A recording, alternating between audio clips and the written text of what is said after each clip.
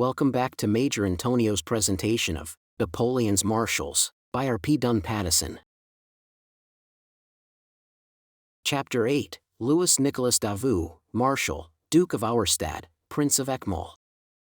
There was an old saying in Burgundy that, when a Davout comes into the world, another sword has leaped from the scabbard. But so finely tempered a weapon as Louis Nicolas had never before been produced by the warrior nobles of Anjou, though the line stretched back in unbroken descent to the days of the First Crusades. Born at Auxerre on May 18, 1770, the future marshal was destined for the service and at the age of 15 entered the Royal Military School at Paris. In the fatal year 1789, he received his commission in the Royal Champagne Regiment of Cavalry stationed at Hesdin, but his period of service with the Royal Army was short. From his boyhood, young Davout was one of those whom it was impossible to drive, who, while they submit to no authority, are as clay in the hands of the master mind who can gain their affections. His turbulent spirit had early become captivated by the specious revolutionary logic of a brilliant young lawyer, Turreau, who a few years later became his stepfather. Full of burning zeal for his new political tenets, chafing under the dull routine of garrison life, despising his mediocre companions, the young sub-lieutenant soon found himself in trouble and was dismissed from the service for the part he took in aiding the revolutionaries in their attempts to seduce the privates and non-commissioned officers from their allegiance to their sovereign. His return to civil life was but brief, for when in 1791 the Prussian invasion summoned the country to arms, Louis Nicolas enlisted in the Volunteers of the Yonne, and owing to his former military training was at once elected lieutenant colonel. The Volunteers of the Yonne formed part of the corps opposed to the Austrians in the Low Countries, and owing to the stern discipline of their lieutenant colonel, became distinguished as the most reliable of all the volunteers raised in 1791. Davout adopted the same plan which proved so effective among the Scotch regiments during the 18th century, keeping in close communication with the local authorities of the Yonne and rewarding or punishing his men by posting their names with their records in the various cantons from which they were drawn. After fighting bravely under Dumouriez, it fell to the lot of the battalion to attempt to capture that general, when, after the Battle of Neerwinden, he tried to betray his army to the Austrians. Soon after this, the lieutenant colonel had to throw up his command when the convention decreed that no ci-devant noble could hold a commission. But Davout's record was so strongly Republican that his friend Turreau had little difficulty in getting him reinstated in his rank and sent to command a brigade of cavalry in the Army of the Moselle. Except for 2 years during which he was at home on parole, after the capture of Mannheim, the general was on active service in the Rhine Valley till the Peace of Campo Formio in 1797. During these years, he steadily added to his reputation as a stern commander and a stubborn fighter, and as such attracted the attention of Desaix, who introduced him early in 1798 to Bonaparte. The future emperor saw at a glance that this small, stout, bald-headed young man had qualities which few others possessed. Accordingly, he took him with him to Egypt. Like all who met the young Napoleon, Davout fell entirely beneath his spell. In spite of the fact that he was not included among the few friends whom Bonaparte selected to return with him in 1800, his enthusiasm for the first consul increased day by day. Returning to France with Desaix, just before the Marengo campaign, he at once hastened to Paris to congratulate the new head of the government. Davout's republicanism had received many shocks. Like all other honorable men, he had hated and loathed the Terror. Moreover, he had seen on service how little the preachers of the equality of man carried out their doctrine in practice. As early as 1794, we find him writing to a friend, "Ought we to be exposed to the tyranny of any chance revolutionary committee or club? Why are not all Frenchmen witnesses of fraternity and of the republican virtues which reign in our camps? We have no brigands here, but have we not plenty at home?" Bonaparte knew well that Davout was not only his enthusiastic personal follower, but also thoroughly approved of the coup d'état of the 18th Brumaire, and in his desire for peace and stability at home, would warmly back him up in his scheme of founding a tyranny under the guise of an imperial republic. Accordingly, the first consul published a most flattering account of him in the official Moniteur and gave him command of the cavalry of the army of Italy under General Brune. In June 1801, after the Treaty of Luneville, in pursuance of his plan of congregating his friends at headquarters, he recalled him to Paris as Inspector General of Cavalry. It was while thus employed that Davout met his wife, Aimée Leclerc. Aimée, a sister of that Leclerc who married Pauline Bonaparte, had been educated at Madame Campion's school in Paris, along with the young Beauharnais and Bonapartes, and was the bosom friend of Caroline and Hortense. From many points of view, the marriage was extremely appropriate, for although the Davouts belonged to the old nobility, and Aimé's father was only a corn merchant of Poitou, he had prospered in his business and had been able to give his daughter an excellent education. The marriage brought Davout into close connection with the first consul's family and was successful from a worldly and a domestic point of view. The future marshal was deeply attached to his wife and spent every moment with her which he could snatch from his military duties. When absent on service, scarcely a day passed on which he did not write to her, and his happiness was completely bound up in her welfare and that of his large family. The year following their marriage, the Davouts bought the beautiful estate of Sévigny-sur-Orge for the sum of 700,000 francs. This was a great strain on their rather limited resources, and for some years they had to practice strict economy. In September 1803, the general was summoned to Bruges to command a corps of the Army of the Ocean, which later became the Third Corps of the Grand Army. There, in close communication with his great chief, he began to show those traits which made him respected as the most relentless and careful administrator of all the marshals of France. His energy was indefatigable. Everything had to undergo his personal scrutiny, be it the best means of securing the embarkation of a company in one of the new barges or the careful inspection of the boots of a battalion. For Davout, like Wellington, knew that a soldier's marching powers depended on two things, his feet and his stomach, and every man in the Third Corps had to have 2 pairs of good boots in his valise and 1 on his feet. Secrecy also, in his eyes, was of prime importance. He was quick to give a lesson to all spies, or would-be spies, in Belgium, and it was with stern exultation in his duty that he wrote to the first consul, "Your orders for the trial of the spy Boulot will be carried out, and within a week he will be executed."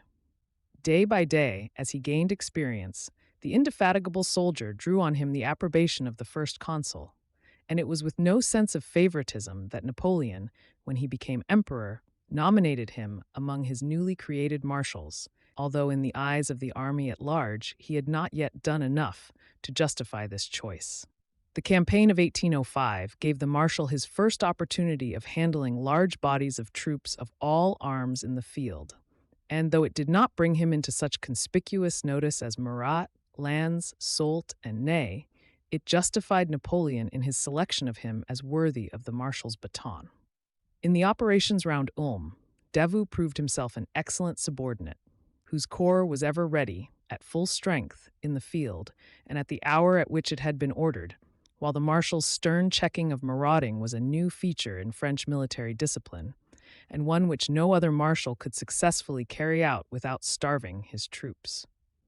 But it was Austerlitz which taught the students of war the true capabilities of this rising officer. There the emperor, relying on his stubborn, methodical character, entrusted him with a duty which eminently suited his genius.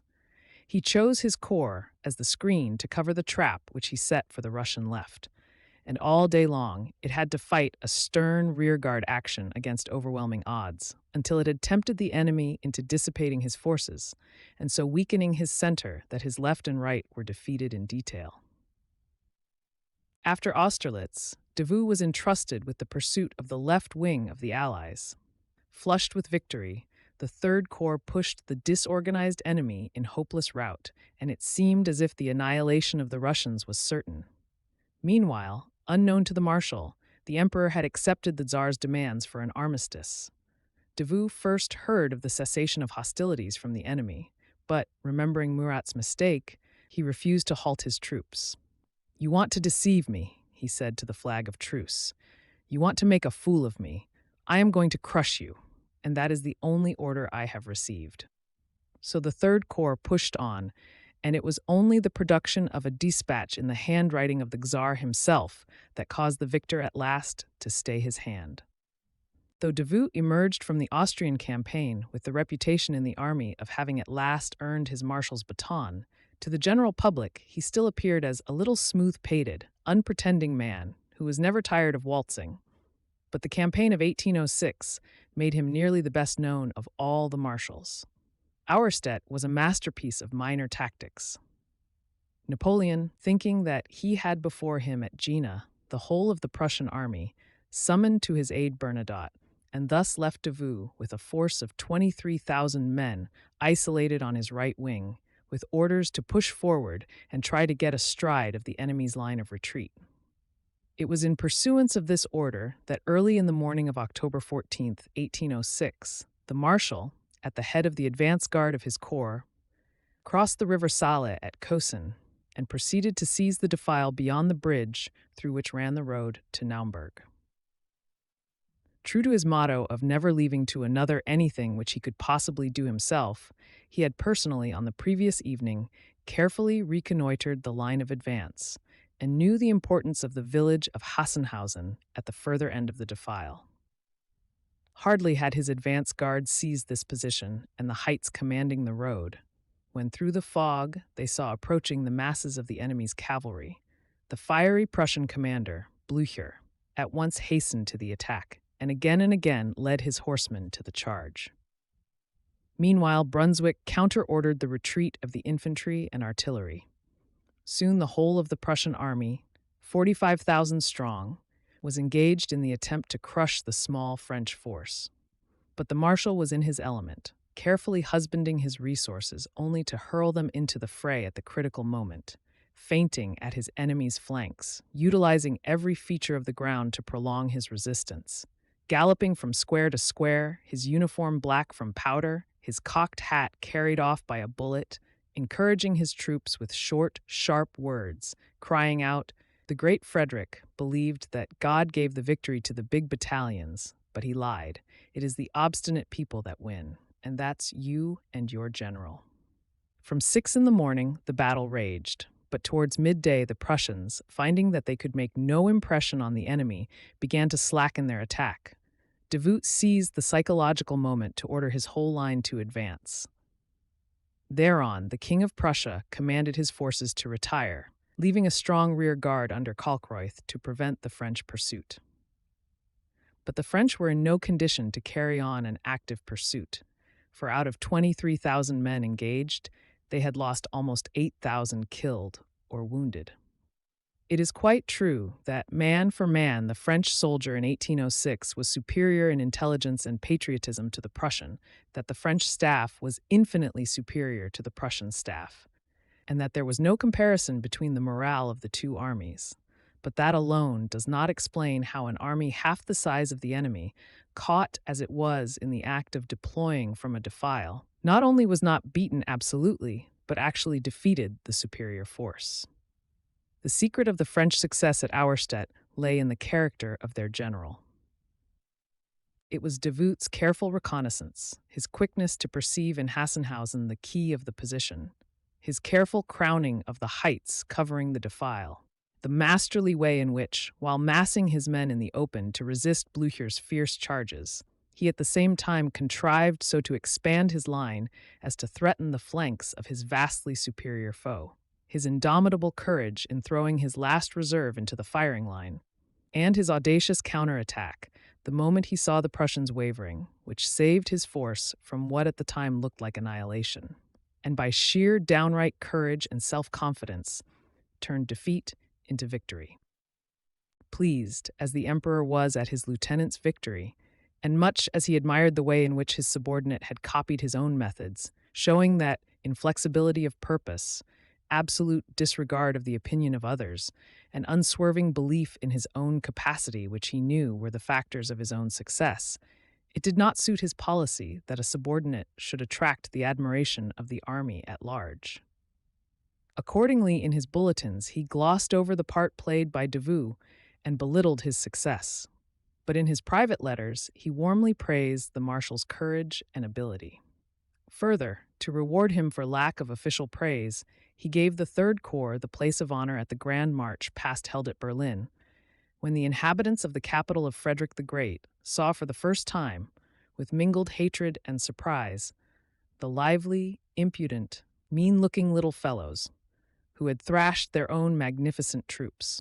On the following day, the emperor inspected the Third Corps and thanked the officers and men for the great services they had rendered him, and paid a tribute to the brave men I have lost, whom I regret as it were my own children, but who died on the field of honor. Pleased as the marshal was with this somewhat tardy acknowledgment of his achievement, he was in no way inflated with pride. As General Segur says of him, "Those who knew him best say that there was a sort of flavor of a bygone age in his inflexibility, stern towards himself and towards others, and above all in that stoical simplicity, high above all vanity, with which he ever strode forward, with shoulders square and full intent to the accomplishment of his duty." But though success brought no pride in its train, it brought its burdens. The jealousy of the other marshals was barely concealed, and as Davout wrote to his wife, "I am more than ever in need of the emperor's goodwill. Few of my colleagues pardon me the good fortune the Third Corps had in beating the King of Prussia." A winter spent in Poland amid these jealousies and far from his family was only endurable because of his attachment to the service and person of the emperor. Immediately on entering the country which he was to govern for the next 2 years, the marshal summed up the situation at a glance and told the emperor that the nobility would throw cold water on all schemes unless the French guaranteed them their independence. With the spring of 1807 came the last phase of the war. At Heilsberg, Davout fought well, and 2 days later took his part in the great Battle of Eylau, the most bloody of all Napoleon's battles. Bennigsen, the Russian commander, had turned at bay on his pursuers. On the morning of February 8th, the French corps came hurrying up from all sides at the emperor's commands. It was not, however, till midday that the Third Corps arrived on the scene of the action. Heavy snow blizzards obscured the scene, but the struggle raged fiercely on all sides, the Russians fighting like bulls, as the French said. The emperor, on Davout's arrival, placed his corps on the right and ordered him to advance, but the enemy's cavalry and artillery effectually barred his way.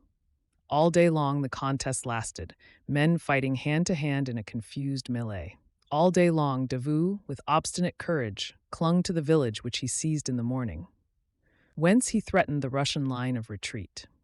When night came, he still held his position. At last the emperor, fearing a renewal of the fight on the next day, gave orders at 8 o'clock for the Third Corps to fall back on Eylau. But the marshal, hearing of the commencement of the Russian retreat, disobeyed the emperor, and thus, by his bold front, in conjunction with SOULT, he was mainly instrumental in causing the enemy to leave the field. If Davout had been less obstinate, the French would have had to fight another battle on the following day. But thanks to him, they were spared this fate, and the 25,000 dead and wounded Frenchmen had not spent their blood in vain. The Third Corps escaped the horrors of Friedland, as it had been detached to intercept the enemy's line of retreat in the direction of Königsberg, and Tilsit saw the end of Davout's second campaign against the Russians. But peace did not bring the opportunity of returning to his beloved France and the joys of home life.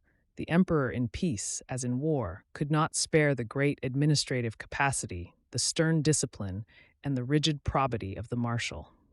"It is quite fair that I should give him enormous presents," said the emperor, "for he takes no perquisites." So Davout found himself established nominally as commander of the Army of Occupation, and really as special advisor to the government of the newly constituted Grand Duchy of Warsaw. It was a situation that required infinite tact, patience, and a stern will. The Poles longed for a restored kingdom of Poland. The emperor could not grant this without offending his new friend, the Tsar, who, with the Emperor of Austria, looked with suspicion on the experiment of creating a Grand Duchy. So, on one side, the Marshal had to try to inspire confidence in the Poles by pretending that the Grand Duchy was merely a temporary experiment in the larger policy of restoring the kingdom. While on the other hand, he had to assure the Austrians and Russians that nothing was further from the emperor's thoughts than creating a power at Warsaw dangerous to them. Meanwhile, there was plenty of occupation in getting provisions for his troops in a land always poor and but lately devastated by war, and in attempting to maintain order in a country full of adventurers where police were unknown. It was useless to attempt to get assistance from the government, for there was no organization, no division of duties among the different ministers, and nobody knew what his own particular business was. The situation was well summed up in a caricature, which showed the ministers nicely dressed in their various uniforms, but without heads. It was well for the new government that they had at their side such a stern, disinterested advisor as Davout, ready to take the initiative and accept the responsibility of any act which he thought good for the community. Under his supervision, the ministers' spheres of action were duly arranged. The state was saved from bankruptcy by importing bullion from Prussia and deporting the adventurers who were filling their own coffers by draining the money from the country. The monks who preached against the government and fanned popular discontent were 3 times given 24 hours' notice to put their houses in order, and then quietly escorted across the frontier. A strong Polish force was raised, armed and equipped by Prince Poniatowski under the Marshal's supervision. As a reward for his labors, the emperor granted Davout 300,000 francs to buy a townhouse in Paris, and followed this up in May 1808 by creating him Duke of Auerstedt. But what pleased the Marshal more than all was that the emperor allowed the Duchess to join him at Warsaw.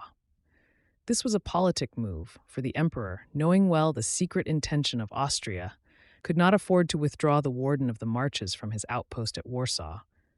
But by sending the Duchess of Auerstedt to Poland, he kept his faithful lieutenant content. However, the Duchess's visit to Poland was not a long one. By September 1808, it became certain that Austria was making immense efforts to recover her possessions, and accordingly Napoleon very wisely began to concentrate his troops in Central Europe. And the Duke of Auerstedt's corps was recalled to Silesia in October, and was incorporated with the French troops in Prussia under the designation of the Army of the Rhine.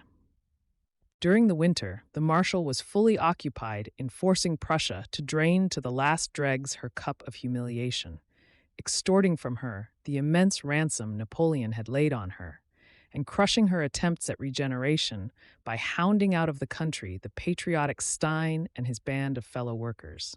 From his cantonments round Berlin, Davout was summoned in 1809 to take part in another struggle with Austria.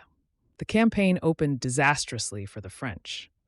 The Archduke Charles commenced operations earlier than Napoleon had calculated, and accordingly the Grand Army found itself under the feeble command of the Chief of the Staff.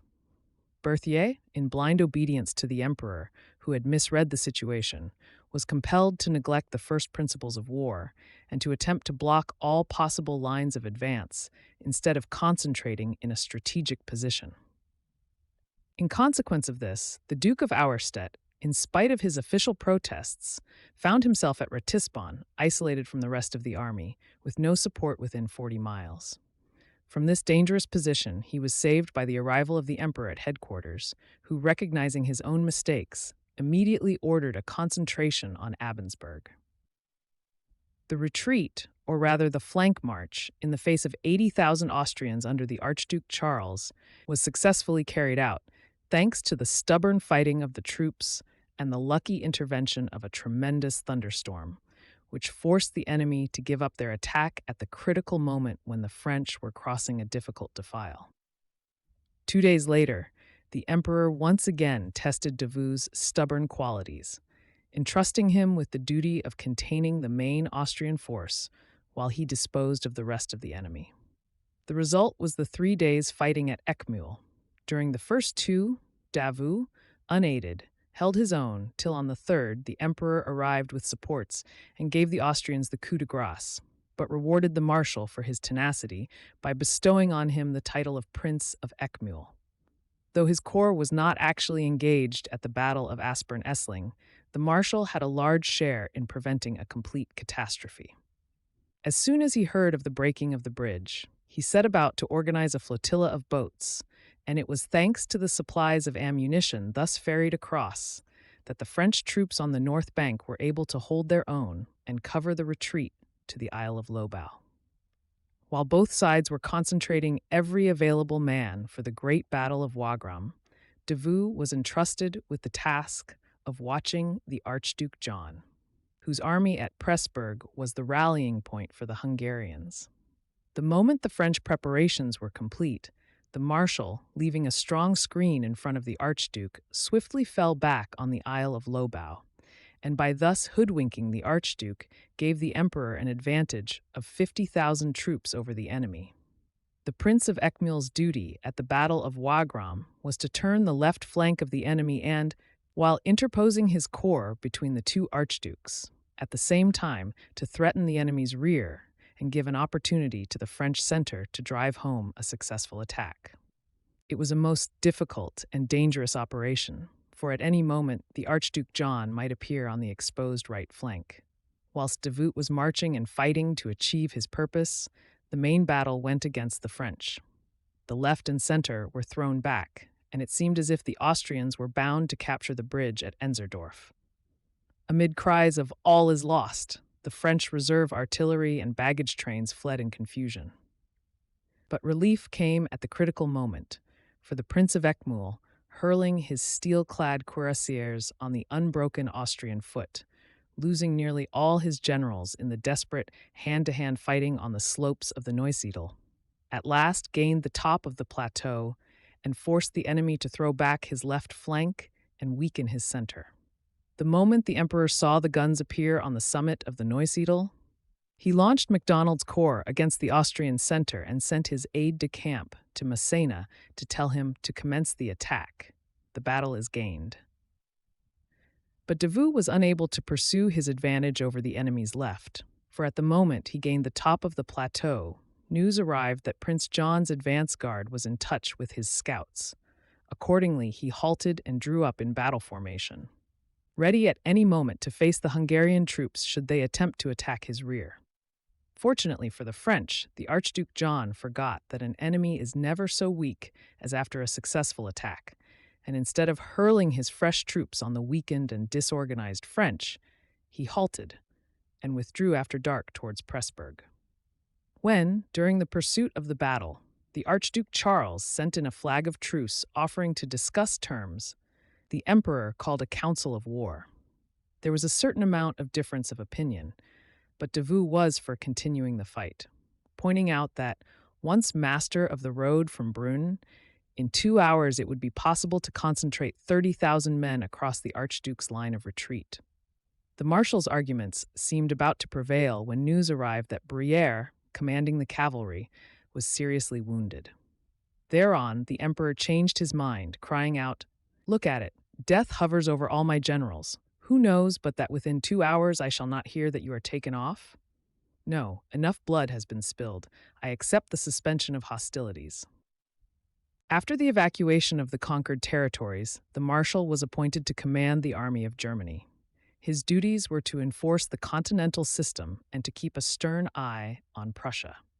The marriage with Marie-Louise for the time being relieved tension in Central Europe, and accordingly in 1810, Davout was able to enjoy long periods of leave.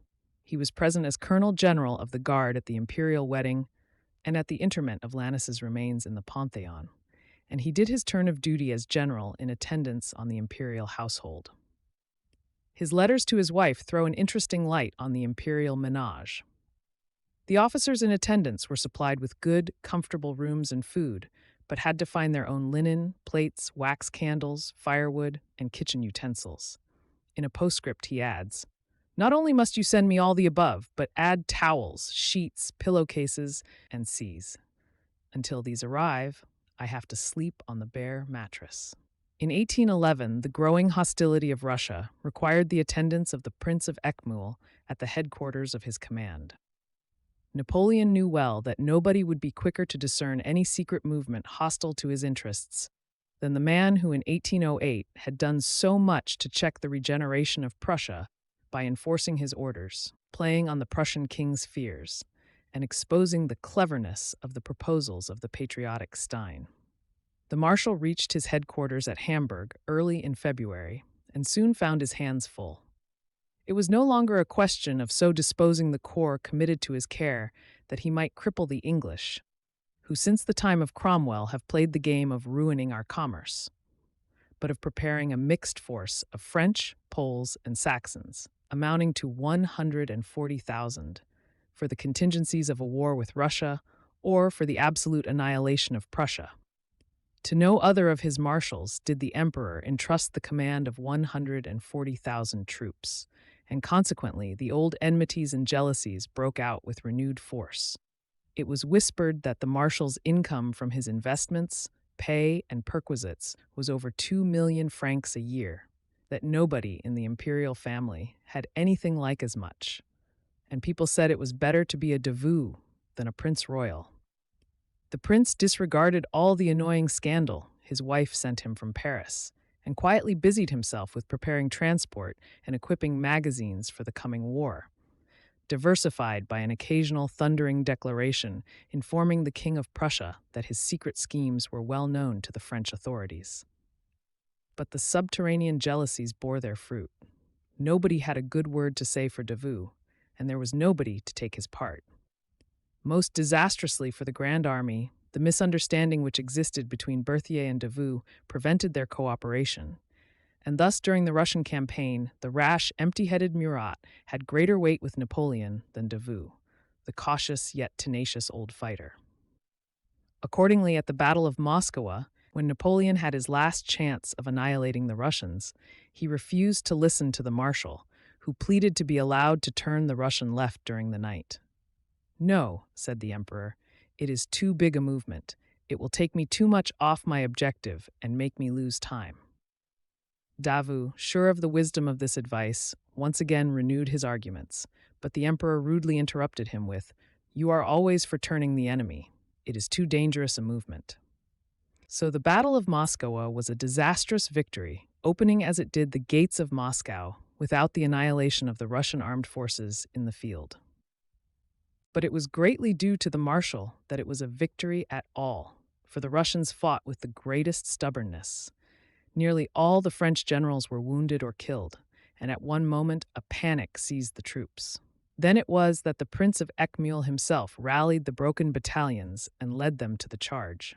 In spite of a wound in the pit of his stomach, with bare head and uniform encrusted with mud and blood, he forced his weary soldiers against the foe and, as at Auerstedt, by sheer, indomitable courage, compelled his troops to beat the enemy. His corps bore its share in the horrors of the retreat from Moscow, forming for some time the rear guard. When Napoleon deserted the relics of the Grand Army at Vilna, the marshal's difficulties naturally increased, for his enemy Murat was now in command, and, as he wrote to his wife earlier in the campaign, "I am worth 10 times as much when the emperor is present, for he alone can put order into this great, complicated machine." But the King of Naples did not long retain his command. He had not Davout's confidence in Napoleon and was disgusted with the ill success of the campaign and afraid of losing his crown. The marshal, ever loyal to the emperor, would listen to none of the Gascon's diatribes and told him plainly, "You are only king by the grace of Napoleon and by the blood of brave Frenchmen. You can only remain king by Napoleon's aid and by remaining united to France. It is black ingratitude which blinds you." So Murat went off to Italy to plan treason, and Davout returned to Germany to place his life and reputation at the emperor's service. It fell to the marshal's lot in 1813 to hold northern Germany as part of the plan of campaign whereby the advance of the Allies was to be checked.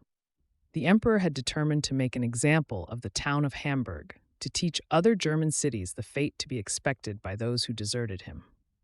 His orders were that all those who had taken any share in the desertion were to be arrested and their goods sequestrated, and that a contribution of 50 million francs was to be paid by the towns of Lübeck and Hamburg. The marshal carried out his orders. Hamburg writhed impotent at his feet, and the heavy arm of justice fell on the canaille. Only in the case of the contribution did he make any deviation from the emperor's wishes, as it was inexpedient to drive all the wealthy people out of the state. In pursuance of the emperor's plans, by the winter of 1813, Davout had made Hamburg impregnable. He had laid in huge supplies and built a bridge of wood 2 leagues long, joining Harburg and Hamburg. With a garrison of 30,000 men, danger threatened from within rather than from without, for Napoleon's bitter punishment of Hamburg, ending as it did with the seizure of 8 million marks from the funds of the city bank, had made the name of France stink in the nostrils of the inhabitants.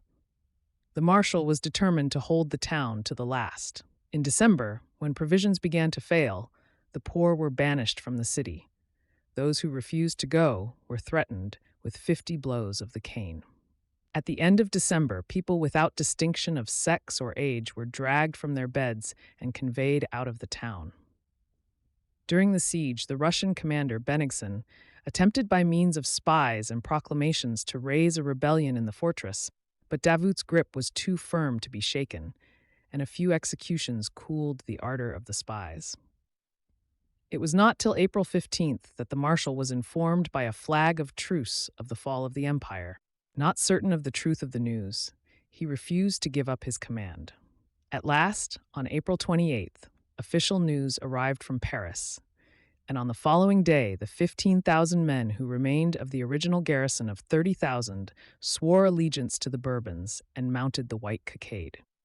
On May 11th, General Gérard arrived to relieve Davout of his command.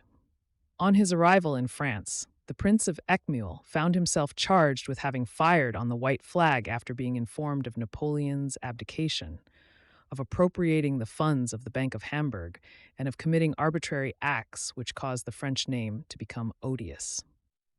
His reply was first that until he had received official information of the fall of the empire, it was his duty to take measures to prevent Hamburg being surprised, that the appropriation of the funds of the bank was the only means of finding money to hold Hamburg, that he was not responsible for the continental system, and as a soldier he had only obeyed commands, that as a matter of fact he had contrived to have the heavy contribution lightened, and lastly, that during the siege he had only had 2 spies shot and 1 French soldier executed for purloining hospital stores. But in spite of his defense and the prayers of his fellow marshals, Louis refused to allow Davout to take the oath of allegiance. And accordingly, when, in 1815, Napoleon returned from Elba, the Prince of Eckmühl alone of all the marshals could hasten to the emperor without a stain on his honor. Immediately on his return, the emperor made a great call on the faithfulness of his friend, and told him he had chosen him as Minister of War. The marshal begged for service in the field, but the emperor was firm. Davout alone had held to him, and all others had the Bourbon taint. Still the marshal refused, pleading his brusque manners and well-known harshness. But at last the emperor appealed to his pity, pointing out that all Europe was against him, and asking him if he also was going to abandon his sovereign. Thereon the marshal accepted the post. It was no light burden that he had undertaken, Prince of Martinets though he was, to regenerate an army scattered to the winds. Everything was lacking: men, horses, guns, transports, stores, and ammunition. Yet he worked wonders, and by the beginning of June the emperor had a field army of 120,000 men, with another 250,000 troops in formation in France. On the return of the emperor to Paris after the disaster at Waterloo, the marshal in vain besought him to dissolve the assemblies and proclaim a dictatorship, but Napoleon's spirit was broken, and the favorable moment passed by. Meanwhile, the emperor remained in idleness at Malmaison, and by the 28th of June, the Prussians arrived near Paris with the intention of capturing him. But the Prince of Eckmühl warded off the danger by barricading or burning the bridges across the Seine and maneuvering 60,000 troops in front of Blücher. Thanks to this, Napoleon escaped to Rochefort and owed his safety to Davout, for Blücher had sworn to catch him, dead or alive. On the evacuation of Paris, the marshal withdrew westwards with the remnant of the imperial army, now called the Army of the Loire. But as soon as Louis had once again ascended the throne, he relieved Davout, making Gouvion Saint-Cyr Minister of War and MacDonald commander of the Army of the Loire. The Marshal spent some months in exile, but was allowed to return to France in 1816. However, the mutual distrust between him and the Bourbons could not be overcome. And although he took the oath of allegiance and received the Cross of St. Louis, he never attempted to return to public life, and died of an attack of pleurisy on June 1, 1823. The causes of the success of the Prince of Eckmühl are easy to ascertain. Acute perception, doggedness of purpose, and a devotion which never faltered or failed are gifts which are bound to bring success when added to an exceptional run of good fortune. Among the marshals there were many, no doubt, who had as quick a perception and as vivid an imagination as Davout. But there was no one who had his massive doggedness and determination, and Béchiers alone perhaps surpassed him in personal devotion to the emperor. Much as we may see to blame in his untiring hounding down of the patriot Stein in Prussia, in his cruel exactions in Hamburg, and in the remorseless way he treated spies and deserters, we must remember that he did it all from motives of patriotism. Moreover, we cannot fail to admire a man who made it a principle, when he had received rigorous orders, to accept all the odium arising from their performance because he considered that, since the sovereign is permanent and the officials are changeable, it is important that officials should brave the temporary odium of measures which are but temporary. In his opinion, the phrase, "if the king only knew," was a precious illusion which was one of the foundation stones of all government. Thus it was that in carrying out severe orders, the Marshal never attempted to shield himself behind the name of the emperor. It was therefore from a spirit of patriotism, as the servant of the French emperor, that Davout pressed relentlessly on those who tried to shake off the yoke of France. Stern as his nature was, he did not disguise from himself that his policy bore hardly on the conquered. For when Napoleon asked him, "How would you behave if I made you King of Poland?" he replied, "When a man has the honor to be a Frenchman, he must always be a Frenchman." But he added, "From the day on which I accepted the crown of Poland, I would become entirely and solely a Pole, and I would act in complete contradiction to your Majesty if the interests of the people whose chief I was demanded that I should do so." As a soldier and an administrator, though he is rightly called the Prince of Martinez, yet nothing was more abhorrent to his eyes than red tape. Efficiency was everything, and efficiency, he considered, was only to be gained by personal inspection of detail considered in relation to existing conditions, and not by blind obedience to hard and fast rules. It was this habit of mind and readiness for all contingencies which won for him his titles of Duke of Auerstedt and Prince of Eckmühl, and made him the right-hand man of the great emperor, who confessed that, "If I am always prepared, it is because before entering on an undertaking, I have meditated for long and foreseen what may occur. It is not genius which reveals to me suddenly and secretly what I should do in circumstances unforeseen by others. It is thought and meditation."